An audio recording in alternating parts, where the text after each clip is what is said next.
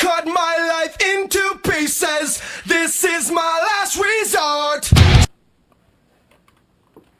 Oh hey, didn't see you there. And welcome to another episode of Helping Hands with your hosts, the Hanz Brothers. I am Hans. What are you eating there, Hans? He's a soda cracker, but my mouth is so dry. Well, that's because the salivary glands aren't producing enough saliva. Oh, what does the saliva do? Well, Hans, they produce salivary amylase, which chemically breaks down starch and lubricates your food. Oh, interesting. And you see what you're doing right now? What you're doing, yeah? That's what you're doing, yeah? Yes. You're chewing with your teeth, which breaks down, you're chewing with your teeth, which breaks down food into smaller pieces so it has more surface area. There, the tongue produces it into a ball, which the ball-like structure is called bolus, and down your esophagus. Oh, that is very interesting.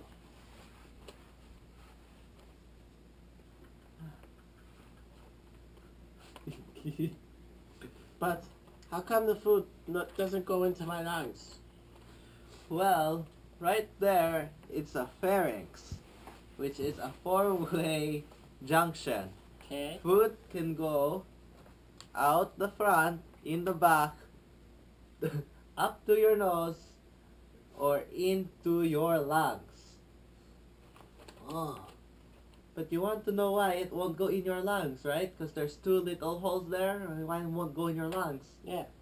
Well, that's a perfect time to do experiment with your hands. Grab your hand. Put it like this. Yeah, like that. And put it on top of your Adam's apple. Now, the magic begins. Just swallow. Oh, You I feel see. I that? see what you're talking about now.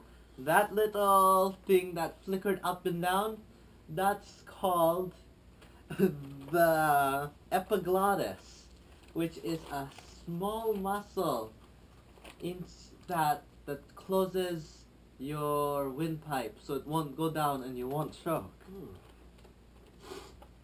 Also, now, when the food is become bolus, right? We just talked about that. Goes down your esophagus. Yes. Your esophagus does contractions, muscle contractions that squeezes down. That is called peristalsis. Yes. From there, it enters into your stomach. From your pyloric sphincter into your stomach. From there, your stomach produces pepsinogen, which breaks down proteins. Pepsinogen?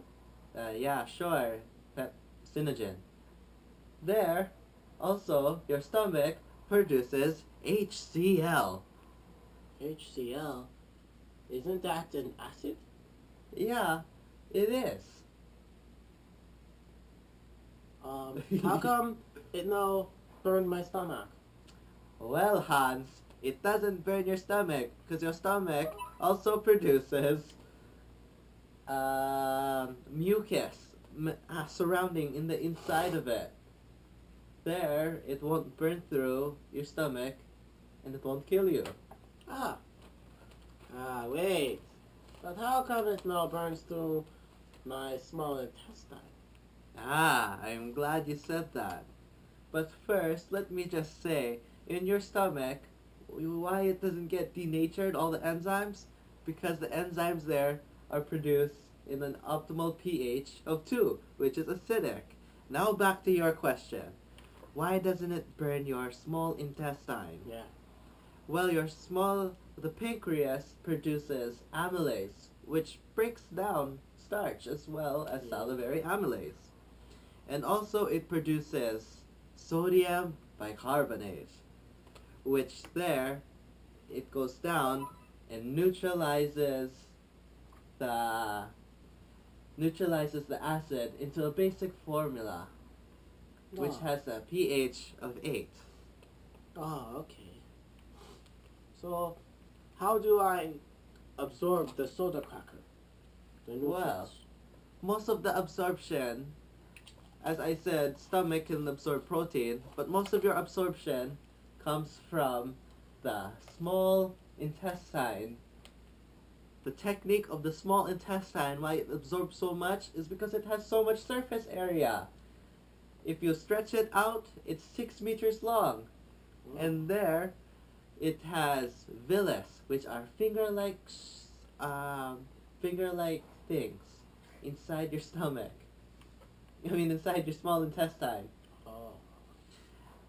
There is called villi. And on top of the villi is hair-like structures called microvilli. And also, to increase the surface area, it folds in your tummy. It has folds. And that's how it absorbs all the nutrients. And the lacteal, which is also in the villi, absorbs all the fat, while the villi absorbs the nutrients. Okay, so after the small intestine, what is next? Well, I there's do not know. some important things before what happens after the small intestine. The liver, which is the largest organ in your body. Do you know what the second one is? My mustache? No, silly, it's your skin. Well, the liver does so many important things. It detoxifies in your body. It also produces bile. Now, what does it detoxify, you wonder? It detoxifies poisons like fats, and the bile it produces emulsifies the fat, while it detoxifies alcohol as well. When you like to party with that tequila, eh? Yay. So, yeah. Emulsifies fats, which the bile is stored in the gallbladder. And Okay. also, there's the appendix, which is right here in the beginning of your small intestine. Before, they used to just remove the appendix. But now, research has it that they discovered it destroys bacteria. Very interesting. Now, what happens after the small intestine, you wonder? It goes into the large intestine. There, poop is formed. Poop? Yes, poop. And when it absorbs too much water, you become constipated. And if it absorbs not enough water, you have diarrhea. Like what you had with those enchiladas last night, eh? Yeah. Yeah, so, large intestine. From there, it goes to your rectum, which stores the fecal matter. Poop. As you call poop. Also, the large intestine is also known as the colon. And after that, the waste is expelled from your anus. Oh, this all makes sense to me now.